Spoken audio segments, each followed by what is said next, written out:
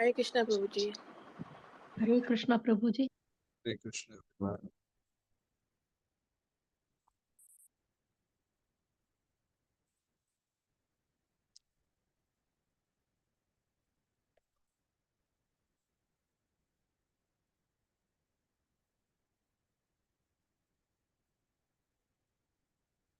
Let's wait a couple.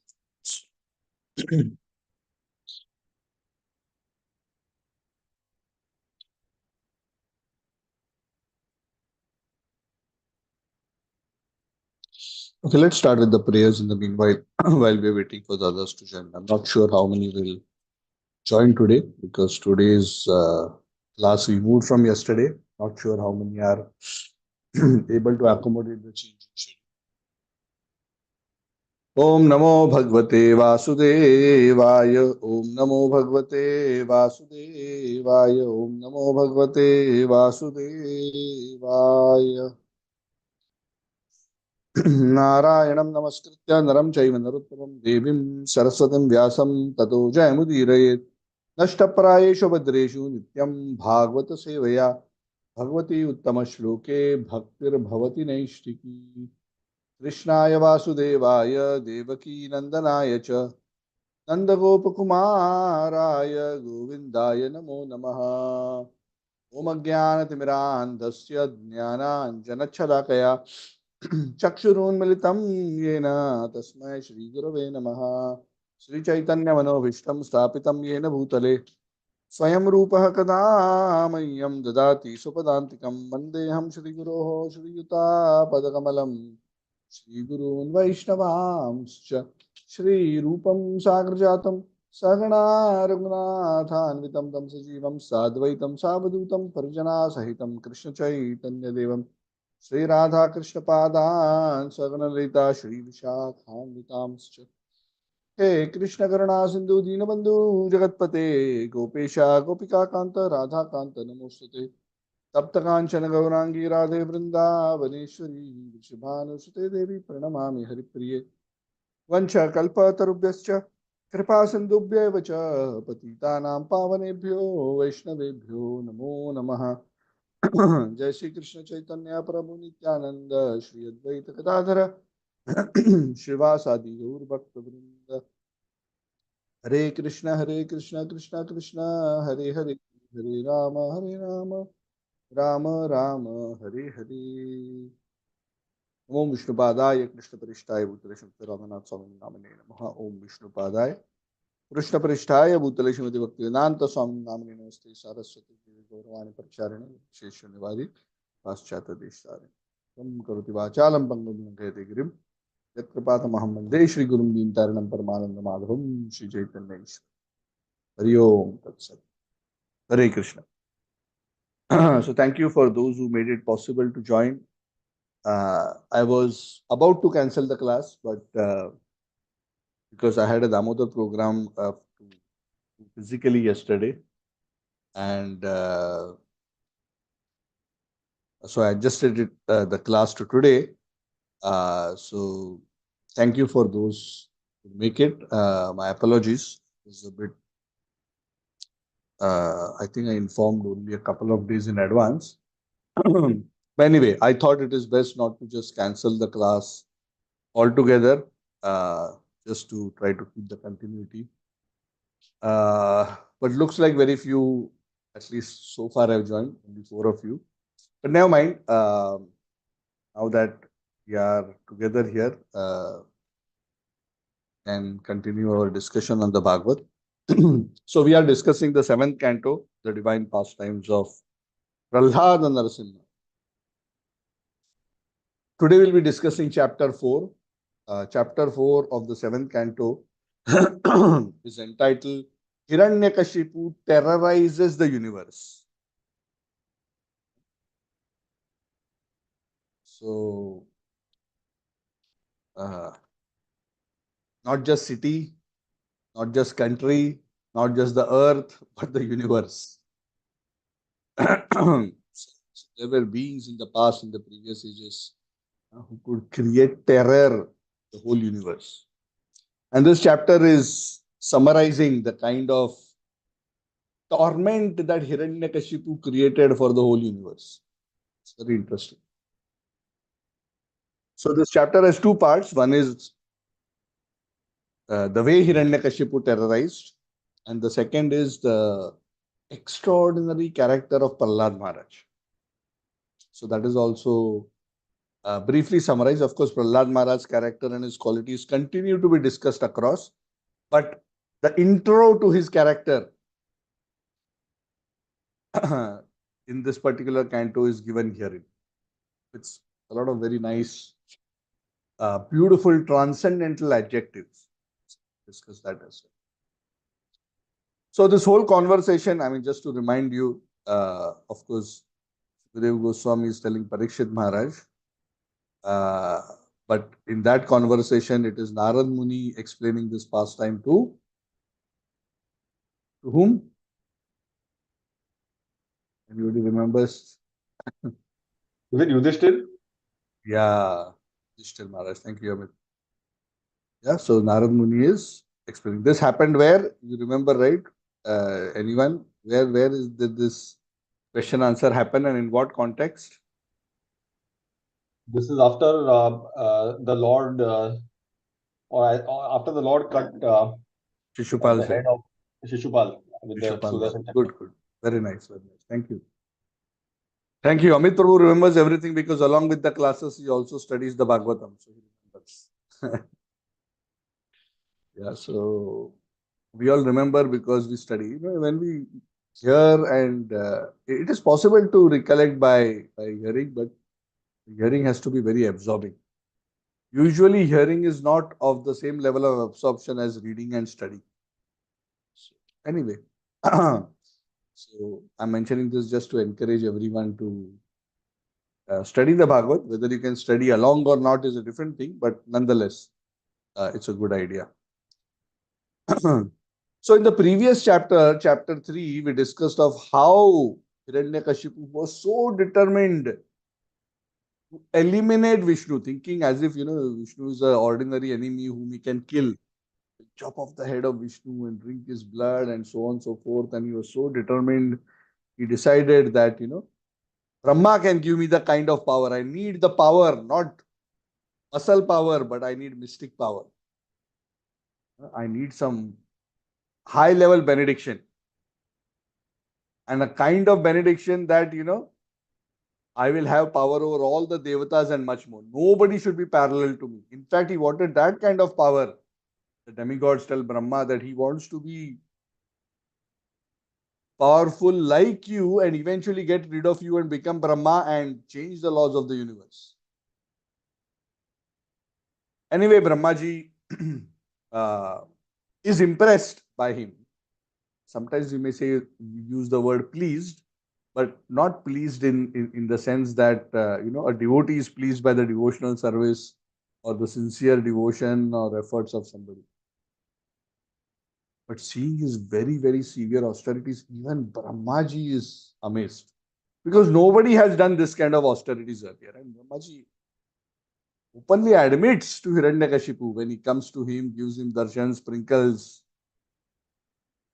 the nectarian waters from his kamandalu, the amrit from his kamandalu, and restores his physical form, which had been reduced to bones and which was covered by an anthill. And he regains a strong, powerful, golden, effulgent body. Golden colored, very healthy, effulgent body. And Brahmaji asked him for a benediction, and we discussed in great detail last time. He gave a long list to indirectly seek both immortality and absolute power. Because if you are simply immortal and you have no power, what good is it? So sometimes when you are weak, helpless, no money, bad health, people prefer to die rather than to live. So he didn't simply want to be immortal. He wanted immortality along with supreme control. So he asked for a host of blessings. We'll not go through everything, but he asked for dominion over all living entities. He asked for all mystic powers. He asked for not being able to be killed by this species, this species, this. Devatas, no Asuras, no Nagas, no animals, no birds, no this and that and so on. His checklist was a very long one. Neither in the day nor in the night, and nor up in the sky nor on the ground, and so on and so forth. So he covered quite a bit, and in his assessment it was foolproof. And Brahmaji was so amazed and impressed, because Brahmaji made this comment that even great sages like Bhrigu cannot do the kind of austerities you have performed. Na bhuto na bhavishyati. Never was seen in the past nor in the future anybody can repeat the kind of performance you have done. So Brahmaji granted him this benediction, which is very, very rarely achieved. I mean, who in the history of the Puranas and the scriptures we hear this kind, an equivalent benediction of this sort? So the Bhagavatam, this chapter begins by saying that Brahma granted him this kind of benediction, which was very, very rare to be achieved by anyone. And Lord Brahma told him that, because you are the rare amongst the rare, I am giving you this benediction, which is very, very hard. And I will normally not grant, but what you have done has amazed me beyond surprise, like it's far out. So I am granting you whatever benedictions you have asked for. Because generally I wouldn't give anything like this. Hiranyakasipu was very, very pleased. Done. Yes, I got it. With great happiness, worshipped Lord Brahma, offered further prayers, did worship, and then finally Lord Brahma disappeared from the scene and went back to his abode. Of course, the other devatas must have been terrified at that point. Arey Baba, what happened? We were hoping Brahmaji will intervene and do. And this is something interesting which we have to understand, that certain things have to be done according to the system. You cannot just go and simply do what you want. Sometimes we expect like that, right? Even from God, we expect like that. We pray to the Lord, we expect. We tell God, fix this, we expect God to jump, sort out and fix things. It doesn't happen. Neither Brahma did it, nor Lord Hari when he was approached to fix the Hiranyakasipu problem.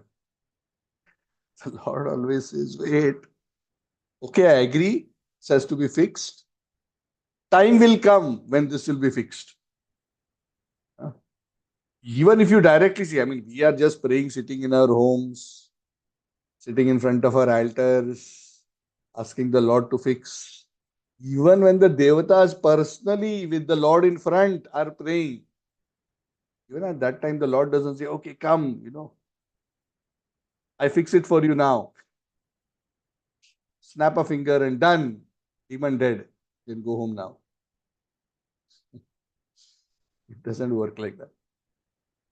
And this is a consistent thing we'll see across the scriptures. The Lord will say, yes, be peaceful, wait for some time. When the right time comes, I will fix the situation. Because the Lord doesn't want to disrupt the system. The nature of events within this world, where millions of living entities have taken bodies, everybody's karma has to be played out by the arrangement of material nature under the directions of the Supreme Lord. So when the Lord plays out various things according to, he generally will follow the universal system. It's not that he doesn't have the power to do it. He doesn't want to break the system. Because you break it one place, you break it for others as well. Because there are so many interdependencies. Right? A very simple point, right? We are actually such small as compared to Hiranyakasipu. Just think about it.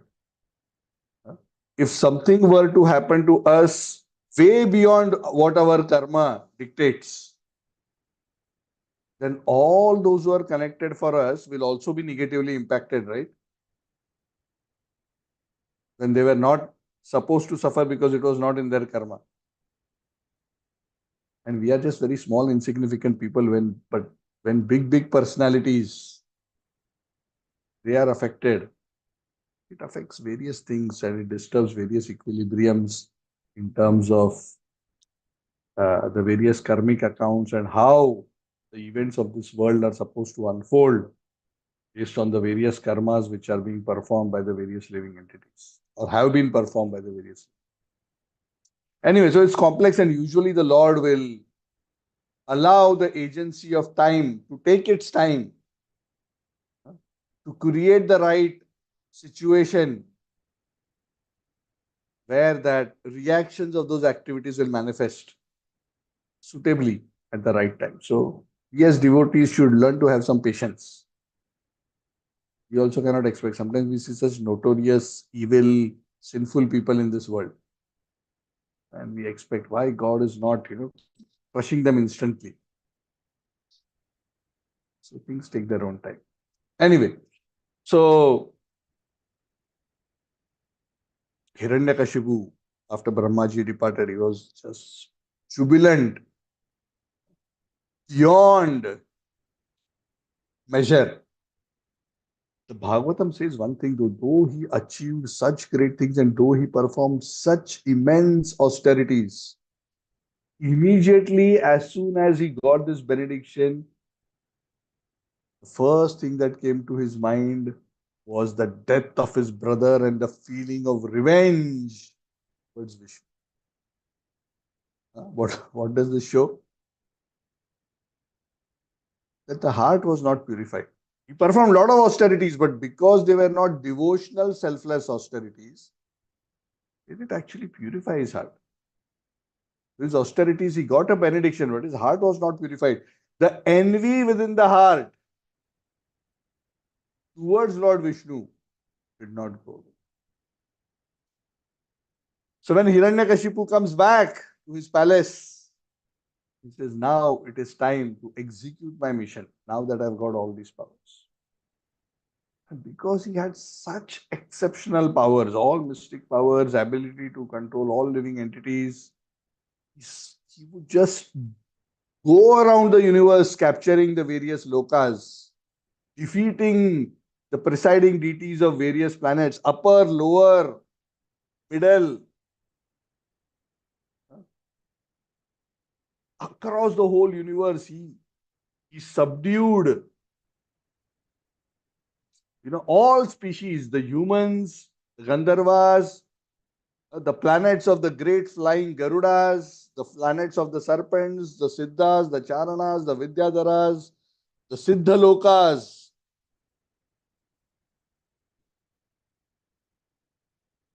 Vidyadharas, Yamaraj, the Manus, the Yakshas, the Rakshasas, the Bhutas, the Pretas, the Pishachas, all the rulers and the presiding deities of the planets, all the Devatas, he defeated and brought under his control. And as he had asked in his benediction, not just defeated them, he took control over the powers of their respective departments. He took over their abodes, he took over their opulence, and he took over the powers of their departments, their influence, their potencies. Also, he took over because that was part of the benediction. And then he said, I must change home now that I am such a big hero. So he moved his home from wherever he was staying. I don't know his previous address. But he moved into the house of Indra. He just told Indra, get lost. I ask you to vacate the house. Indra ran away, started staying in Indra's house. Which is surrounded by the famous Nandana gardens. Anana Nandana. Extremely opulent. Many places across the Vedas, description of opulence of Indra's home is there. Indra's home, which was actually created by the architect of the Devatas, Vishwakarma, was so beautifully made, as if it was the residence of the goddess of fortune of the universe. So beautiful. Of course, befitting the king of heaven. It is said the steps of Indra's palace were made of coral. The floor was bedecked with invaluable emeralds. The walls were actually crystal walls. The bedding was made of beautiful silk. It was as white as foam, decorated and lined with beautiful pearls. There were so many attendants in the palace, all of whom were extremely beautiful ladies with beautiful white, sparkling teeth. Bhagavatam says. The kind of sparkling teeth we see in the toothpaste advertisements. All beautiful women. Very, very beautiful residents of the higher planets. The Devatas would be moving around. Of course, when Hiranyakasipu took over, normally they would all be smiling, but this time they were all very afraid and they were actually rendering their services, but they were doing so out of fear. Because Hiranyakashipu was not a kind master. Hiranyakashipu was a very severe, very cruel master. It is said so many devatas, practically all the devatas were under his control. He would abuse them, he would chastise them. The Bhagavatam says oftentimes Hiranyakashipu, most of the times he was high on alcohol and his eyes were red and coppery. But because he had all the mystic powers at his disposal, and because he had been given the benedictions that he had dominion and control over all living entities, nobody could challenge his authority. Bhagavatam says, other than Brahma, Vishnu, and Shiva, all others are practically like his servants. Whether it is great sages, whether it is devatas, it is said even Narada Muni, when he would be in front of Hiranyakashipu, he would glorify Hiranyakashipu. Of course, Narada Muni doesn't have any fear, but by the benediction, he had control even over Narada Muni. So Narada Muni didn't want to disturb the situation, wanted to respect whatever benediction has been given. So he would, not oppose him. Of course, Narada Muni knew the bigger plot. Narada Muni also knew who Hiranyakashipu actually is. Because Narada Muni is the guru of Prahlad.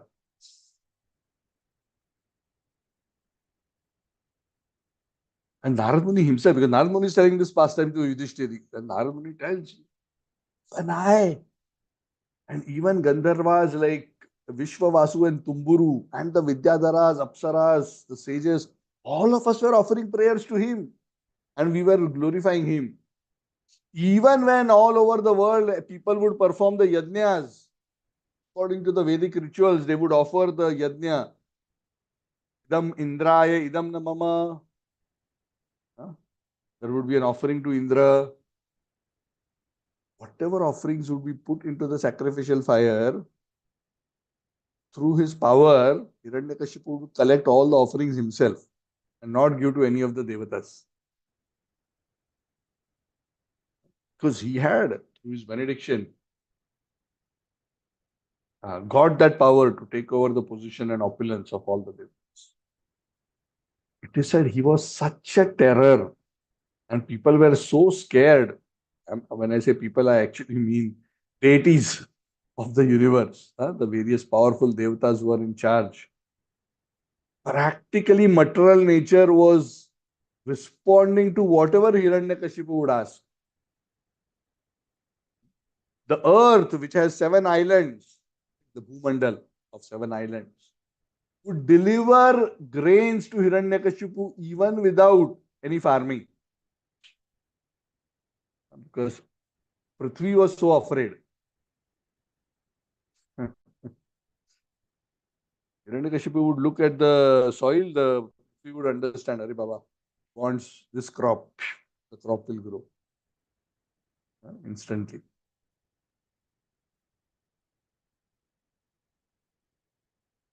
The oceans, the seas were supplying unlimited jewels and gems to Hiranyakashipu. There are 7 oceans, right, in Bhumandal, not just salt water, which is on our planet. Sugarcane juice, wine, clarified butter, milk, yogurt, sweet water. All these oceans had various kinds of gems in them, various precious items, all producing them and offering them to Hiranyakashipu. The valleys between mountains, they became extremely beautiful for Hiranyakashipu to sport. The trees in those areas and the plants, when Hiranyakashipu would come, they would start blooming flowers automatically. Trees would just start producing fruits.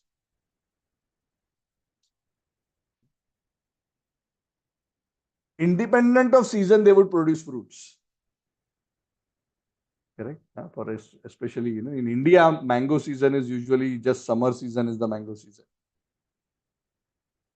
Here, even in December, if Hiranyakashipu would walk into a mango orchard, the mango trees will produce mangoes because the Devata in charge of the trees had the power to control the processes within the plants. He would ensure that all this happens. Especially, it is said the 3 powers, 3 devatas, Indra, Vayu, and Agni, which are the powers of pouring water, rain, drying, and burning. Personally, Hiranyakashipu was controlling those powers. Without any, Indra said, "Let me help you. I will do something." Get lost. No need. Agni, get lost. Vayu, get lost.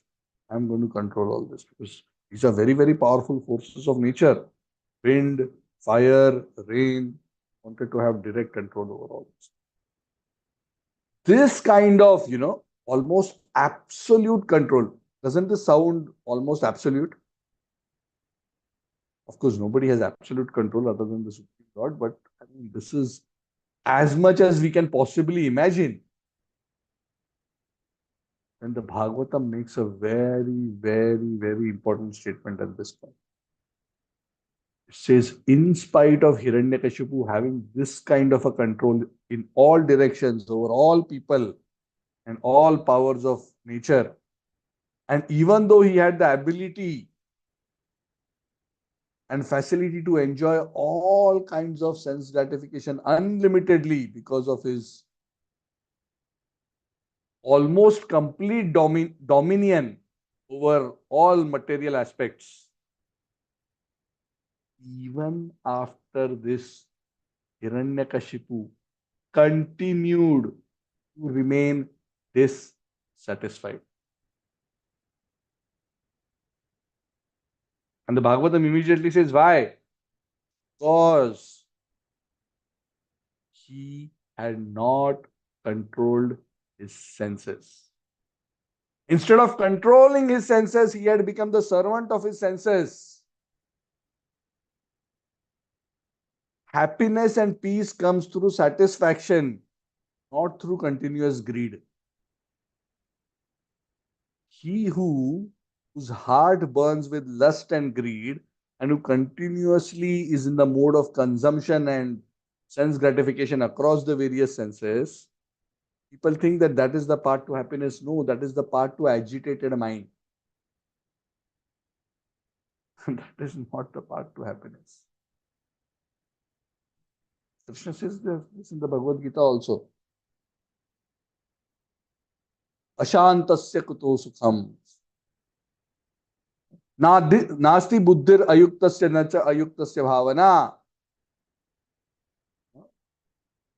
Abhavatah kuto shantir ashantasya kuto sukham. That if you are not connected in transcendental consciousness, you don't have control over mind and senses, you cannot have peace, and without peace, where is the question of happiness? So simply sense gratification doesn't give happiness. A person may be enjoying sense gratification, but if his mind is not peaceful in sattva guna and satisfied, will remain frustrated even though he has the best enjoyment. That's the nature of the material world. Very, very important lesson. Text 19 of this particular chapter. But Hiranyakasipu, being so proud and arrogant, he continued like this. In this way, with this kind of a control. And the Devatas are all frustrated and waiting. When will the problem be fixed? Can you imagine? I mean, they had already gone to Brahmaji. Brahmaji already knows the problem. But even after that, the problem wasn't fixed quickly. For a long time, Hiranyakashipu continued to enjoy like this. Because that was the curse of the Kumaras to him. Huh? She will go and be a very, very powerful Asura for 3 lifetimes, and this was the first one amongst the 3 times that they were supposed to appear. So the Devatas became very distressed. When will our, problem get fixed? Correct? See, sometimes, we also, as sadhaka devotees, sometimes get disturbed, there is some disturbing situation either in our individual lives or in the temple environment or in the environment of the society. And then everybody is so disturbed and we are thinking, oh Krishna, why you are not intervening? Why you are not coming? Can't you see what is happening? So things happen in their own way at their own time. So at one point, the Devatas became so disturbed, especially the leaders of the various planets. They were so disturbed because they are being so severely punished and harassed by Hiranyakashipu that not being able to tolerate it anymore, they finally went and surrendered to the Supreme Personality of Godhead and started praying to him, oh Lord. It is said they were praying to the Lord in the direction where Hiranyakashipu did not have any influence. So there's one interesting point which is mentioned here. Prabhupada says, even though Hiranyakashipu had control everywhere, wherever the Lord's abode is there, even in this world, places like Vrindavan, Mayapur, Puri, the eternal abodes of the Lord, Hiranyakashipu influenced those areas because they're constant. So the Devatas went there and they were praying very hard, controlling their minds. They were worshipping Lord Rishikesh in deep meditation. Then they were praying very, very hard, Lord. Suddenly they all heard a voice. And the Lord did not personally appear to them. Didn't see the Lord, they heard the Lord. Prabhupada says very nicely, hearing the Lord and seeing the Lord is not different. Or rather, hearing the Lord is as good as seeing the Lord. Everything is transcendental. That's why when we hear about Krishna, as what we are doing now, it is as good as associating with the Lord because Lord is transcendental, all his senses are transcendental, his message is transcendental. So a grave sounding voice was heard by the Devatas. It was a grave, not a fearful grave, but a very deep and grave voice, which was very comforting and giving fearlessness to the Devatas, driving away all their fear. And that vibrating voice of the Lord spoke to the Devatas. Oh Devatas, do not fear. I wish all good fortune for you. It's wonderful you are chanting and hearing. Please continue this. Please become my devotees like this. By always remaining absorbed in hearing and chanting about me and praying to me. Because ultimately these are the means for achieving real auspiciousness for all living entities. So good. Don't just pray to me when you're in problem. In bracket, the Lord is saying. He didn't say it explicitly, but he says, this is so nice. But it'll be good if you do this not only when you're in problem, but do this all the time, because this is how you will actually be happy and auspicious. Correct? And sometimes we as sadhakas also realize this, right, in our life when we are in misery. Because of the misery, intolerable misery, we take shelter of the Lord and we pray to the Lord. And in that surrender at that time, even though it is situational, we find such a deep connection with the Lord. And we find such a wonderful shelter in that connection that it so much nourishes our heart and we feel so nice. Actually, there is a problem. In that problem, that process of taking shelter becomes so nourishing. And then at the end, when everything is fixed and then we come back to normal, normal means we no longer take shelter of the Lord with that intensity. Then we feel, Arey, that time it was so nice, no? Problem was there, but I was taking shelter of the Lord so nicely and it was such a nice feeling. So this is the kind of realization which great devotees have. That's why Kunti Maharani prays, no? Lord, keep giving me problems, because when there is problem, I will have intense remembrance of you, which normally will not happen. If everything is fine, we'll forget you. So let the problems come. That is Kunti Devi's prayer. So anyway, the Lord doesn't say all this, but Lord sometimes will gently pinch. Say, good, you're doing good. Please keep this up. Don't do this only when. Correct? Sometimes when the Guru visits us, he will see us showing lot of enthusiasm. The Guru knows we are showing extra enthusiasm in front of him. And as soon as he goes,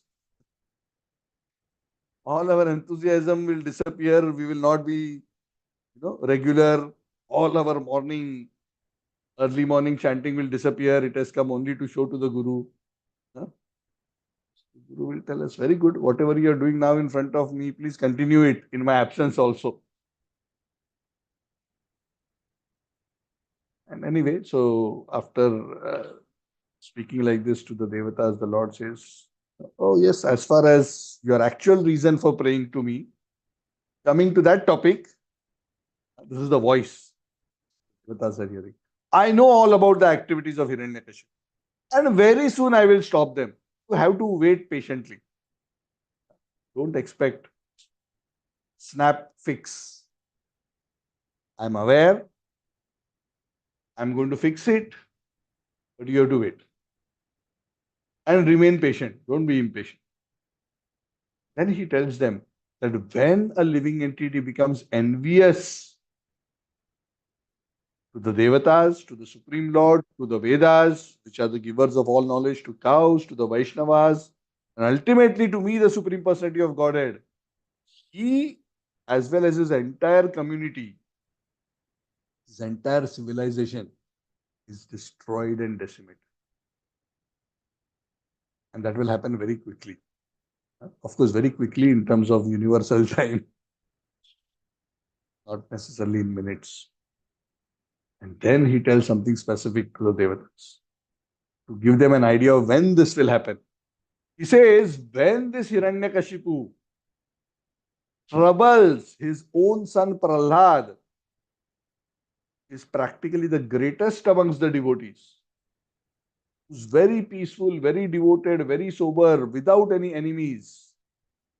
Then that great devotee Prahlad will be attacked and attempted to be killed. At that time, I will come immediately. Now is not the time.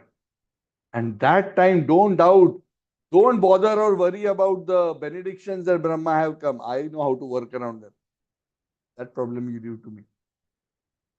Despite the benedictions of Lord Brahma, I will come and kill Hiranyakashipu. When the great devotee son of Hiranyakashipu, namely Prahlad, that time I will come. So the Devatas were reassured like this, and they were happy. Yes. That plan of taking care of Hiranyakashipu is in place. And when the Lord says, the Devatas become very comfortable, because they know that the Lord is fully competent. It's not like a politician's promise. Don't worry, when I come to power, I will do this. Then there is big question mark. Because both the intention and the capability of the politician is that question. But here the intention of the Lord, because the Lord, whatever, he is always truthful. The Lord has full capability to execute whatever he wants. When the Lord says, I will do it, but he can foil purpose of the Lord. So Narad Muni is explaining this to Yudhishthira Maharaj that the Devatas were very happy and this kind of a reassurance they received from Lord Hari through that transcendental voice that they heard. So sometimes the Lord will speak to the devotees like this. Right? He will not give physical darshan always. Sometimes the Lord will speak in a loud voice where devatas and devotees may hear. Sometimes the Lord may speak in the heart, the devotees. Tene Brahma Hridaya Adikavaya. Lord Brahma, he gave this. He spoke to him face to face also, but he also gave him knowledge in the heart. Dadami Buddhi Yogam Tam Yena Mam Upayan. Those who are devoted to the Lord, Lord gives them the intelligence in the heart. He says in the Bhagavad Gita, right? Nashayami Atma Bhavastu Jnana Deepena Bhasata. I, who is seated in their heart, destroy with the shining lamp of knowledge the darkness which is born of ignorance. So Narad Muni starts explaining to Yudhishthira Maharaj. This is what he said. He said, when Prahlad is troubled, then everything will be fixed. And then Narad Muni starts explaining to Yudhishthira that Hiranyakasipu had 4 wonderful sons. All were very nice. Nothing is mentioned that the other boys were like particularly demoniac or something like that. This Hiranyakasipu was, because of the background and all that had happened, he had taken birth deliberately as a demon. But the other sons are not necessarily, are not mentioned as so demoniac, at least Bhagavatam or otherwise. But out of the 4 sons, Prahlad was the best. Llada, Allada, Samallada and Prahlad, something like that, if I remember correctly. Check the exact names. All 4 had similar names. So Prahlad, Narad Muni says, was an extraordinary son. He was the reservoir of all good qualities. Why he had all good qualities? Because he was a pure devotee of the Supreme Person. There's a very beautiful verse in the Bhagavad, not here, elsewhere. That Harava Bhaktasya Kuto Mahadguna Manorate Nasato Davato. Sarvair Gunais Tatra Samasate Suraha. Yasyasti Bhagavatir Bhaktir Bhagavatir Akinchana Sarvair Gunais Tatra Samasate Suraha Harava Bhaktasya Kuto Mahadguna Manorate Nasati Davato Bahi. That he who becomes a pure devotee of the Lord, all the transcendental spiritual qualities manifest in the personality of that devotee as partial qualities of the transcendental Lord. But others do not have these kind of qualities because they are simply hovering on the material platform. So now the next few verses, actually Narad Muni is glorifying the transcendental qualities of Prahlad Maharaj. He was just a boy. So he had all these qualities practically from birth. So this is how we say, right? The qualities that the soul has developed, devotional qualities, continue even into the subsequent lives. Prahlad Maharaj was a perfectly cultured, pure devotee right from his birth. The Bhagavatam says he was completely cultured like a perfect Brahman, perfect character, fully determined to understand the absolute truth, fully controlled in his mind, in his senses. Even though he was a child, he was not behaving childish or childlike. He was not a fickle-minded person. Very sober, very controlled, never getting agitated, not crying around, I want this, I want that, running around here, there, drawing with crayons on the walls. None of that childlike uh, activities to do. She said he had equal vision of love and he was kind to all living entities. He was like a friend to everyone. Very respectful to elders. To those who were poor or destitute, he would approach them in a very benevolent way. He was like a father to them. Take care of them. To those who were his equals, he would deal with them like a sympathetic brother. And his teachers, those his seniors, his teachers, his gurus, and his older god brothers, Prabhupada says, he treated them like representatives of the Supreme Lord himself. As good as the Lord. Very, very strong. So this actually shows the character that a pure devotee should show. I know, as sadhakas, we are not pure devotees, but as sadhakas, we should emulate this behavior. That we treat superiors with great respect, show deep affectionate friendship to our equals, and those who are lower than us, circumstantially, we are very kind and merciful towards them.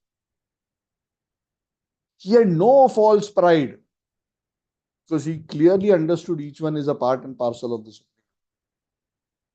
Even though he was so rich, even though he had a beautiful body, even though he was so aristocratic, beautiful, he was being educated very nicely, he had no pride because of any of this.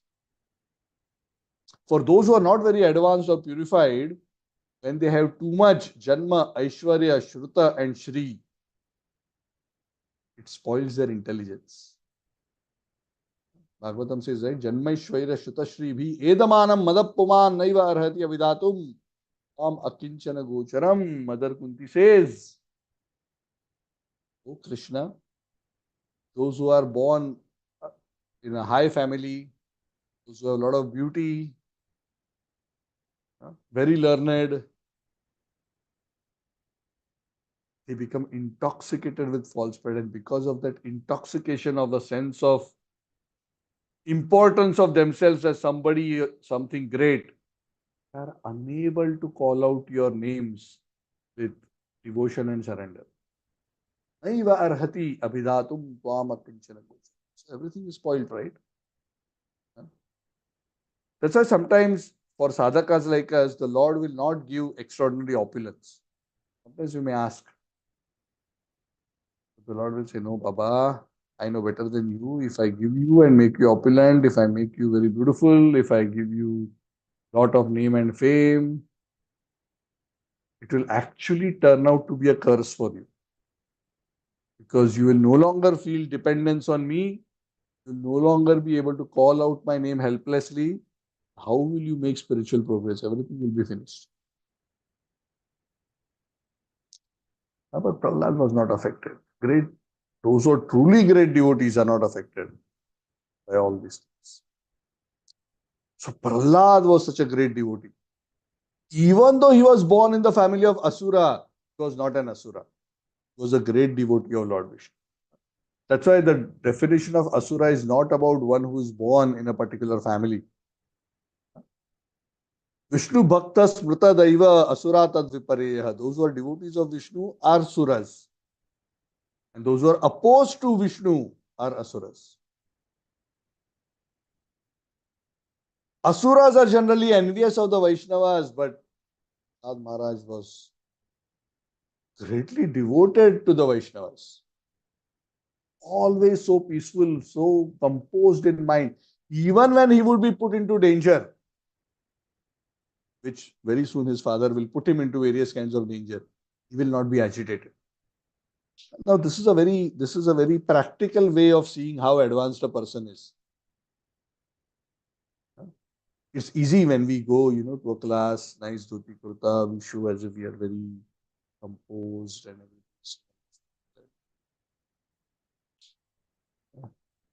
Suddenly, if let's say a snake comes out from our dhoti, cobra, then instantly from the garden it comes and it goes between our feet. Instantly we will know what kind of poise the devotee has. Because when a person is put suddenly into a big danger, his real nature comes out. That's why a devotee is tested and his qualities are demonstrated when he's put into difficulties. That's why the Lord often puts his devotee into difficulties, especially the great souls. Huh? For us, for purification, and them show their transcending qualities. So Prahlad would not be disturbed even when he was put into great dangers. He was not agitated. Huh? And he was never interested in material activities, not interested in any material attainments. He considered all material attainments as useless.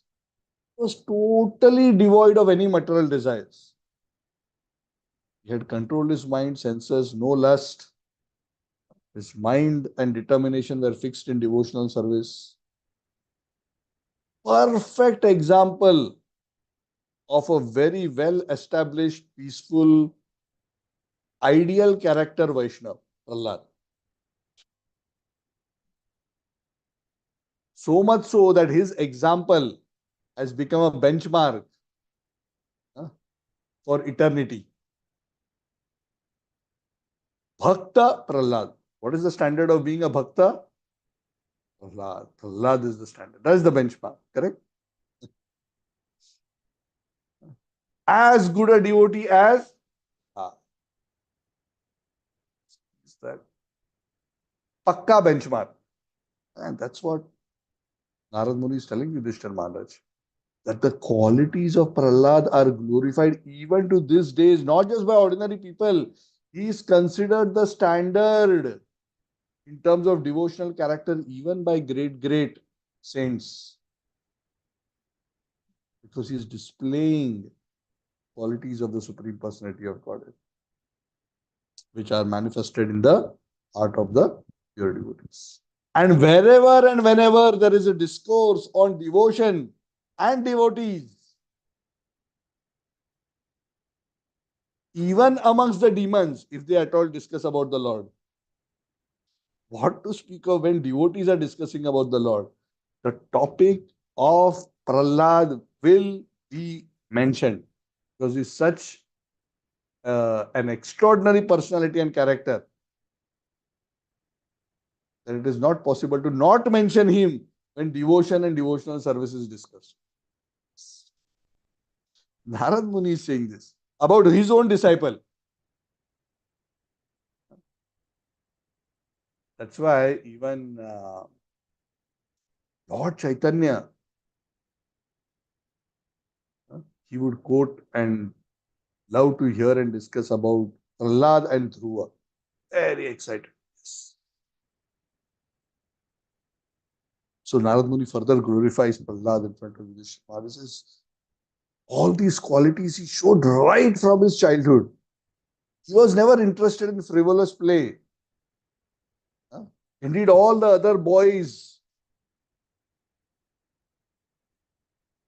in the kingdom, when they would come to play with him, he would pretend as if he would remain silent and pretend as if he's dull. Actually, he would be fully absorbed in Krishna consciousness. He would not be interested in playing nonsense, childlike games. In fact, he was so absorbed in Krishna consciousness that he would be unaware of how the material world would be going on.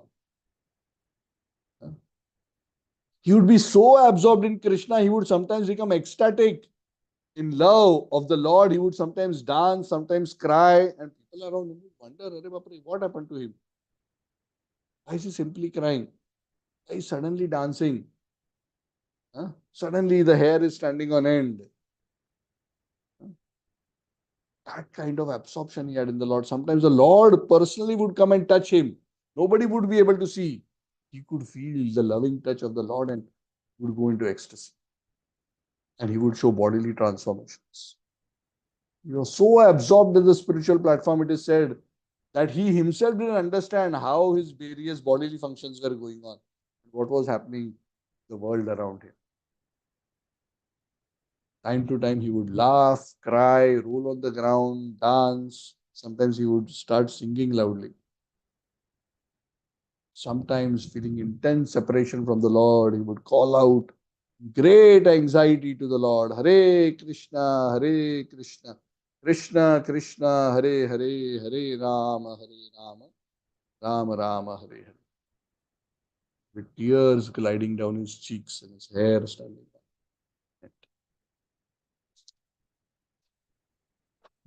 In this way, Prahlad Maharaj was perfectly engaged, cent% in the devotional service of Lord's lotus. Simply by seeing him like this, those who would see him, the other children of the Asuras and so many others who were in and around the palace, they would be purified simply by seeing. Darshane pavitra koro ei tumara guna. This is one of the transcendental qualities of a pure devotee. And we are talking here especially of the Uttam Adhikari. Of course, it is purifying to see any devotee because they remind us of Krishna. When we see a Mahabhagavat, there's a great blessing in simply having their darshan. It's a great blessing. And those who would see him also, they would become transformed.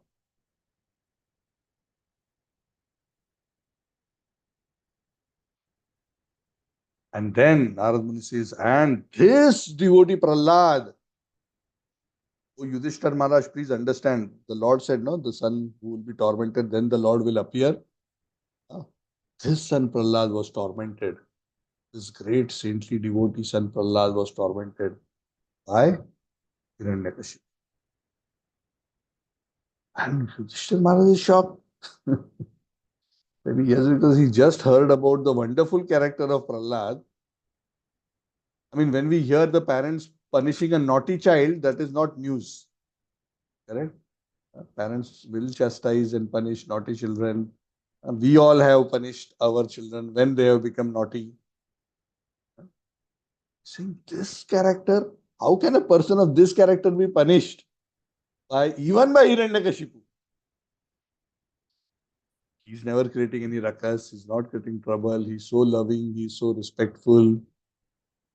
Not doing mischief, not running around, not playing all kinds of childish things, always very respectful. Never going against the father.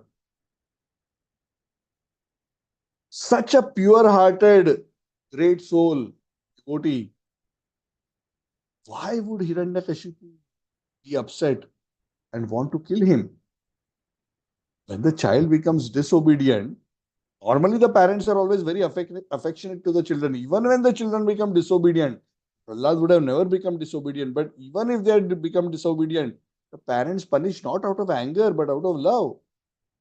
Just to improve and help the child.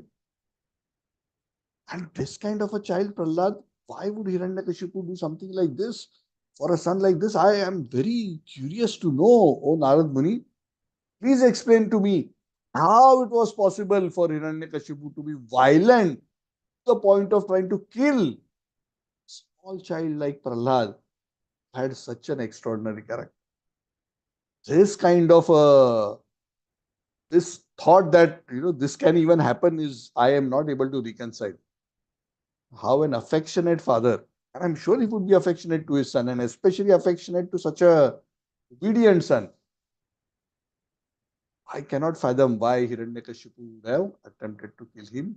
Please explain this whole story to me of why this happened and why he got angry and why he came to the point of killing him that actually incited the wrath of the Supreme Lord, that the Lord had to come to kill Hiranyakashipu. Please dispel my doubts in this regard. So ends the chapter 4, titled Hiranyakashipu terrorizes the. So, yes, we have come to the end of the chapter, exactly at 10 p.m. Good. So yeah, so in this chapter we have discussed these two parts: how he terrorized, how the Lord promised that he will fix the problem, and the wonderful character of Allah. Yes, Amit Prabhu, you have a question?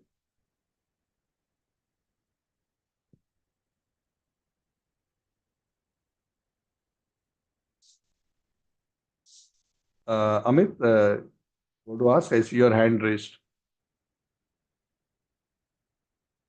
I can't hear you.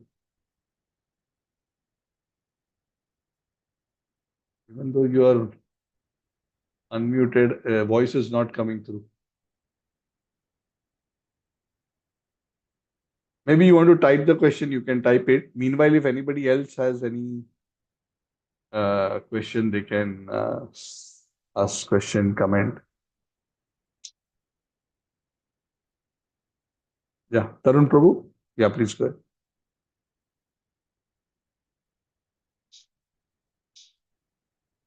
Tarun, you can unmute yourself. Hare Krishna Prabhuji, Dandavat Pranam. Yes, Tarun. Prabhuji, one question I have. Hmm. And so, Prabhuji, one question is in the context of Kali Yuga end time. And when the end time will come, then means what I heard that the Kalki Avatar will come, it will wipe off the all people in next 4 days. So will these people will attain moksha because they are being killed by uh, Kalki Avatar of the Krishna? Though they are very bad in nature in general, because So at the end of the yeah, so yes, what sir. the scripture says that if one is personally killed by an incarnation of the Lord, one achieves some auspicious benefit. But in our tradition, especially, the understanding is that complete liberation is achieved only when Lord Krishna personally kills someone. Oh, okay, When other incarnations kill, they become purified from their sin and achieve some auspicious result, but they don't immediately go back home, back to God. got it. Yeah. So, yeah. So even when Kalki will kill, then it may not be like that. And the other thing is sometimes some incarnations are Shaktiavesh incarnations also. They're not directly the Lord, but they're empowered by the Lord. So there also the benefit will be proportionally different. Of course, there will be some auspicious outcome when there is an interaction with the Lord, even if that interaction is unpleasant. Uh,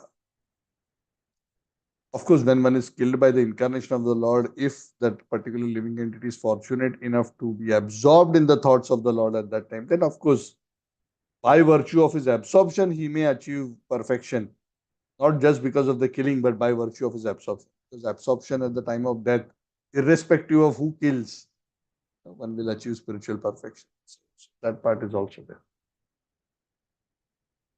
So the sure short way of going back to Godhead is not waiting to be killed by the Lord, but by killing the ego in our heart by fully surrendering to the Lord. It's clear. Okay. Yeah. Thank you. I'll answer Amit's question first before I go to Vikas Prabhu.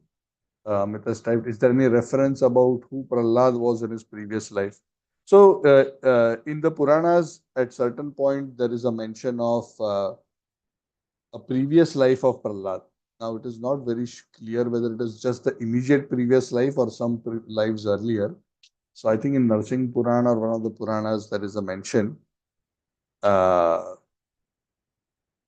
there is a brief story given. I don't remember all the details, but essentially, the person who became Prahlad was at one time not a very devotional person, but that particular day, that particular person had a quarrel with his wife, and he left home and came here, and he came into a temple. And that temple was a temple of Narsimha, very old abandoned temple of Narsimha. and it was full of leaves because it was neglected and not being taken care of. So he came and he cleaned that temple. He cleaned not because he wanted to render service, but he cleaned so that he could lie down and sleep for the night there, because he didn't want to go back home.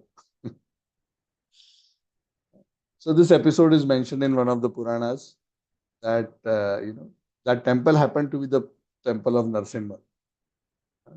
So in that way, unknowingly, that particular person got the blessings of Lord Narsimha, and then his spiritual journey started.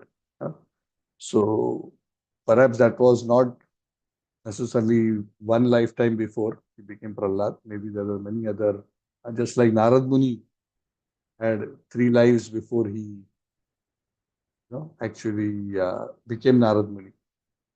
Bharat Maharaj had 3 lives before he achieved spiritual perfection. So sometimes a particular lifetime is mentioned. I don't know, maybe in other Puranas there may be more information, but this is what comes to my mind as of now. Obviously, whether we know it or we don't know it, somebody who's born with such high devotion or devotional characteristics is clearly understood to have performed devotional service, very likely for many lifetimes. See, very clearly, even those now, for what to speak of Prahlad, Prahlad is the benchmark of devotional character.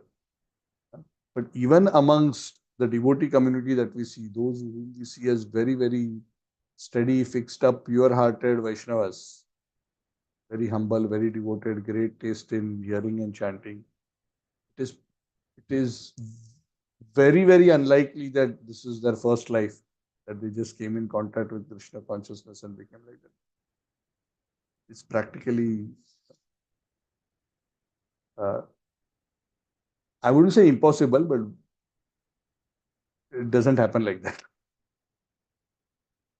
So usually there will be devotional activities that have been performed in previous lives. That leads one. That has over time fructified and brought one to the point of being steady in devotional service. Oftentimes it takes many lifetimes even to be a sadhaka. One may call oneself a Vaishnava, oh, I worship Krishna. But just because somebody says, I like Krishna and worship Krishna, I have faith in Krishna, doesn't mean they are a sadhaka. You understand? What is a sadhaka? A sadhaka who is a person who is performing regular devotional sadhana to develop your devotion for the Lord. Sometimes a person may just be a occasional faithful devotee for many lifetimes before he becomes a sadhaka.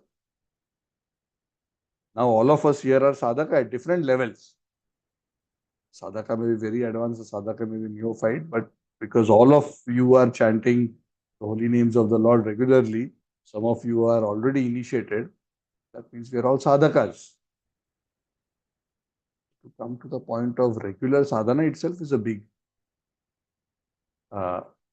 achievement as compared to the mass of the living entities who are totally lost. But yeah, there we can find out more. There may be other references, because sometimes what happens is, see, as far as souls like Prahlad are concerned, they are eternally residing in the spiritual world. Prabhupada mentions Prahlad is residing eternally in the spiritual world. Prahlad is also residing even now the Sutala planetary system. So sometimes for these eternal associates, what also happens is when they come down, certain living entities who develop an extraordinary qualification also merge into the body of the eternal associate and become Prahlad. But they are not the original Prahlad. You understand what I'm saying? So that's why in different yugas, there may be some entities who, based on a background, get that opportunity to be in Prahlad's body at the time of when Prahlad Maharaj is appearing. So many wonderful things are possible in the spiritual context. Okay, sorry, I will go to Vikas. Yeah, Vikas Prabhu, you have a question? Hare Krishna, Prabhu. Dandavat Prabhu, my question is that, after hearing about the character of Prahlad Maharaj, and sometimes we try to build, not try to build that character, but of course it comes with the chanting. But with that also comes something which we do not want, which is ego. Sometimes we feel that, oh, we are doing so great, but some other days we feel that no, it's not that great. So how to avoid that situation, or is it very natural thing to have ego while looking forward to build such character in bhakti? If we remain in the association of devotees, then the chances of us developing significant false pride is much lesser, because devotees will correct us. Sometimes we think we are great when we are not great. That's one thing. Sometimes we think we are great when we achieve some great things. Both are not good. Because ultimately, a person who's actually advanced understands that anything glorious that we may have or be able to do or achieve is the blessing of the Lord and the previous acharyas. So that is the mood that we should develop. So if you ask how to remain humble, you have to understand that without the Lord's blessings, nothing would have been achieved. And this comes through purification of the heart. This comes through the blessings of the Vaishnavas, where one slowly comes to the point of recognition that even if somebody glorifies us, we don't take it seriously. Once one devotee asked Radhanath Maharaj, what should we do when somebody glorifies us like this, like that, and we feel. Maharaj said, just don't take it seriously. Somebody says, Prabhu, you are such a great devotee, you are a pure devotee, you are doing such great service. Because of you, so many people have become devotees. If we start feeling, yeah, Prabhu. Yes, Prabhu. We're externally acting humble, but internally we are thinking, yes, Prabhu, you finally understood what my glories are. Please explain that to everybody else so they also understand. And the reality of humility, actually, sometimes we think of humility as if actually I am great, but I must think of myself as small. That is not the meaning of humility. Actually, I am great, but I have to act humble. A devotee who is actually of significant spiritual evolution, he manifests through him being an instrument of the Lord's compassion and glories and qualities. He manifests the Lord's glories and compassions in a significant way. That's why he appears great. But all that mercy, all that potency is actually coming from the Lord. All living entities are just, all the Shakti that anybody has is the Shakti of the Lord, right? Who has his own Shakti? Which living entity, whether pure devotee or not pure devotee or Asura. Anybody has his own potencies. The Lord is the owner of all potencies, both material and spiritual. So even when extraordinary devotional qualities or devotional potency is displayed, is that blessing come from the Lord. So the devotee always thinks himself fortunate, the recipient of the blessing, of the good fortune, to be able to serve the Lord in a wonderful way. But he never, but he's careful not take undue credit. And that's why Prabhupada would always say that the way we should do is, if somebody glorifies, we pass that glorification to Guru and Krishna. Either we say it, or at least in our heart we recognize it. Don't take the appreciation for ourselves. Right?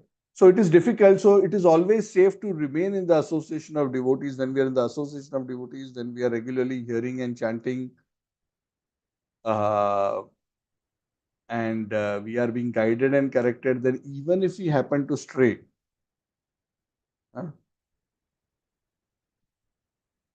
then our elders will correct us and, if needed, chastise us so that we do not lose track of the reality.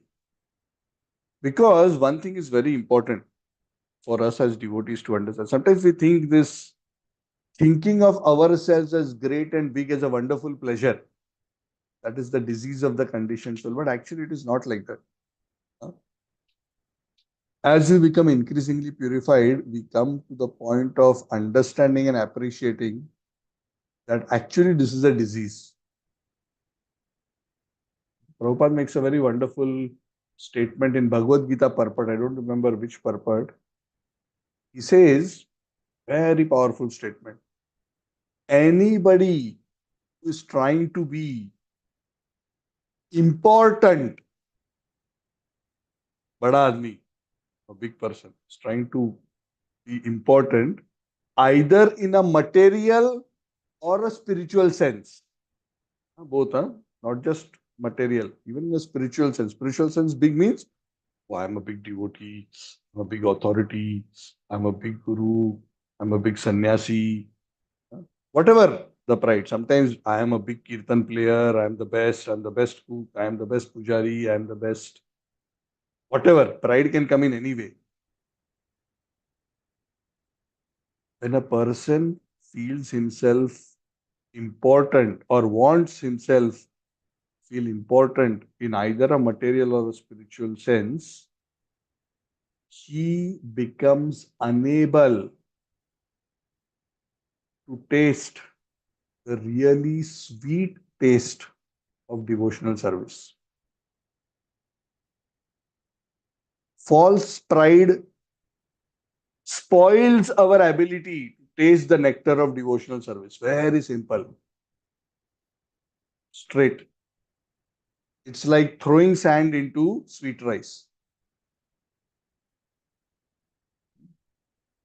False pride actually is the source of frustration, not happiness. Because even Hiranyakasipu was frustrated, even though he could even control the devatas. So let's not go in that direction. So through intelligence, through shastras, and ultimately through purification of the heart, because these are not things simply a matter of philosophical understanding.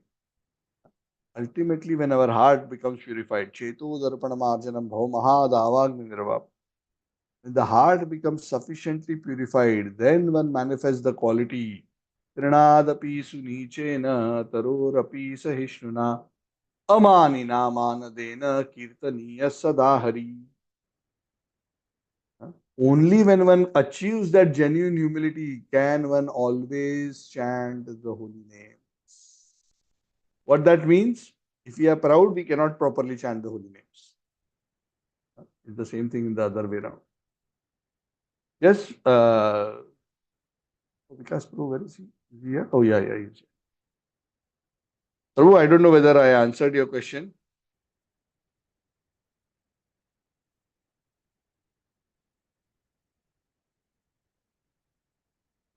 Okay, I assume yes. Anything else, anyone? Yeah, otherwise we can end the class. Okay, so thank you all very much and thank you for accommodating today, and we will continue our Chaitanya Charitamrita discussion on Tuesday in another 2 days time. Thank you very much. Srila Prabhupada ki jai. Sorry, one more thing before you all go. Yeah, Damodar scores, lamp offering scores. Okay, so whatever you have offered as your family, personally, whatever programs you have done in other homes, whoever friends, relatives you have encouraged or got them to offer, any way that you have been instrumental in anybody offering, please share to me on WhatsApp individually, and I will try to put it together as a combined score for the whole group, not as my score. as a combined group for all of us. Yeah. So if you can share that within a day or two, that will be good.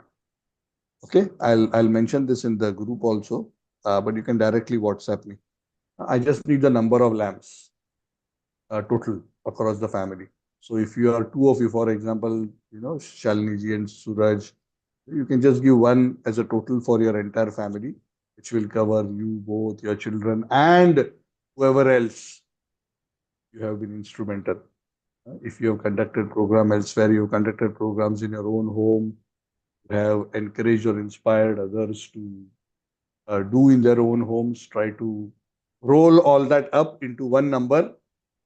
And it can be approximate. I can understand, it may not be a perfect 100% tally, but try to make it as reasonably close to the correct figure as possible. Okay. Thank you very much. Srila Prabhupada ki, Jai Samaveta Gaura Bhaktavrinda ki, Srimad Bhagavatam ki. Thank you. Hare Thank you, Krishna. Sneha ji, Sarvalakshmi Mataji, Indulekha Mataji, Archana ji, Leela Hare Mataji, Krishna Prabhu, Dandavat Prabhu. Hari Bol, Hari Bol. Hare Amit, Krishna Vinod, Prabhuji. Sachi Prema Thank Mataji, thank you. you. Pranam Dandavats Prabhu. Pranam, Pranam. Prabhuji. Thank you, Suraj and Shalini, thank you always.